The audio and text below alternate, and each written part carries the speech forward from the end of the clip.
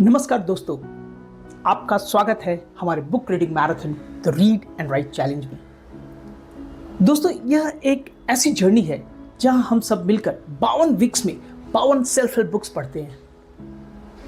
हर हफ्ते एक किताब।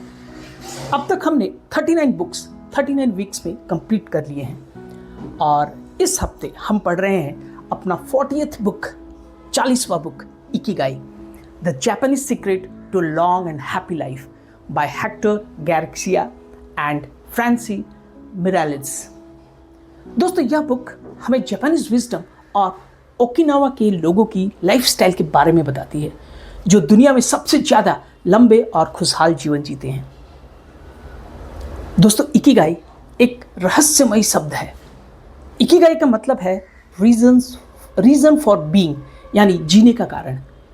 यह 4 चीज़ों का इंटरसेक्शन है जो आप लव करते हैं या आप जिस चीज़ से प्यार करते हैं, जिसमें आप अच्छे हैं, जो दुनिया को ज़रूरत है और जिसमें आप अर्न कर सकते हैं।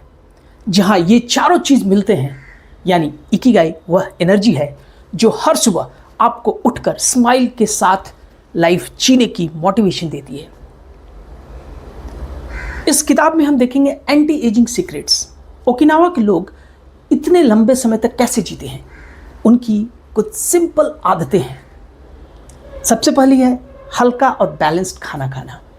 हर दिन एक्टिव रहना, चाहे गार्डनिंग, वॉकिंग या घर के छोटे काम हो। इसके अलावा स्ट्रांग सोशल कनेक्शंस और कम्युनिटी बॉन्डिंग बनाना। और सबसे इंपॉर्टेंट, इकिगाई यानी लाइफ का पर्पस होना।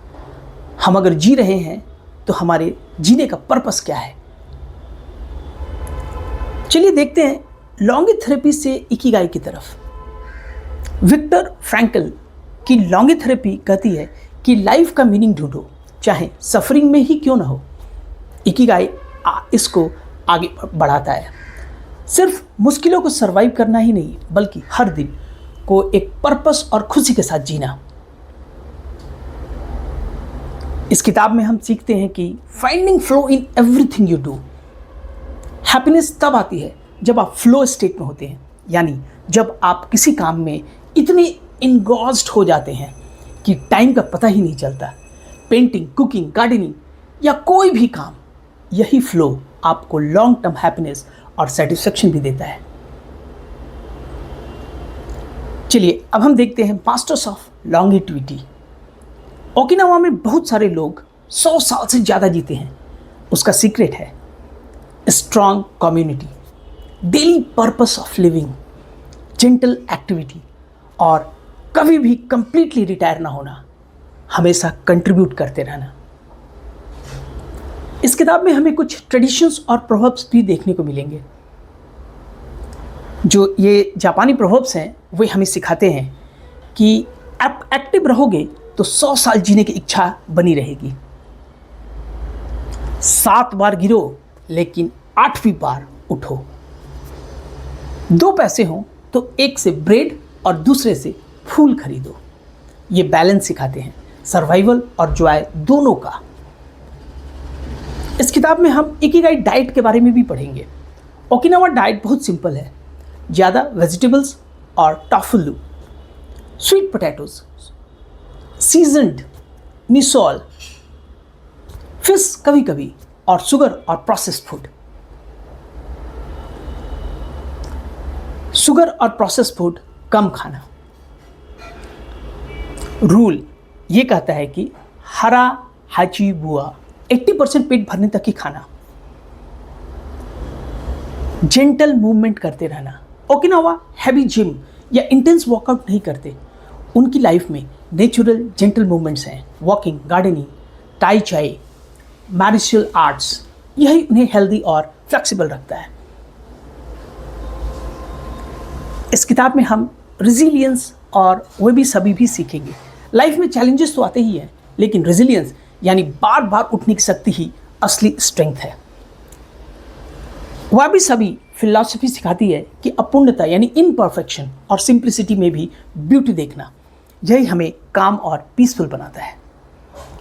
तो चलिए दोस्तों, इकिगाई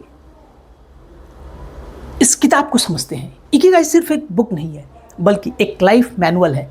यह हमें सिखाती है लाइफ को पर्पसफुल होके जीना, अपने जीवन में हेल्दी खाना, रोज जेंटल मूवमेंट्स करते रहना, रिजिलियंट और पॉजिटिव रहना, और जीवन की हर छोटी इम्परफेक्शन में ब्यूटी देखना। तो दोस्तों, इस किताब को हम पढ़ते हैं और अपने लाइफ में इकिगाई को इम्प्लीमेंट करते हैं। आप भी सोचिए, आपका इकिगाई क्या है? वो कौन सी चीज़ है जो आपको हर सुबह उत्साह से उठने पर मजबूर करती है? और दोस्तों, आपसे एक स्पेशल रिक्वेस्ट है। हम अब 40वें वीक में पहुंच चुके हैं और हमारी जर्नी बहुत इंस्पायरिंग रही है। अब मेरी आपसे रिक्वेस्ट है, इस चैलेंज को अपने फ्रेंड्स, फैमिली और ग्रुप्स में के साथ शेयर कीजिए। जितने ज़्यादा लोग जुड़ेंगे, उतना ही बड़ा होगा हमारा ये लर्निंग और ग्रोथ का सर्कल। तो दोस्तों, read and rise, thank you very much for being a part of this incredible journey, the book reading marathon, the Read and Write Challenge.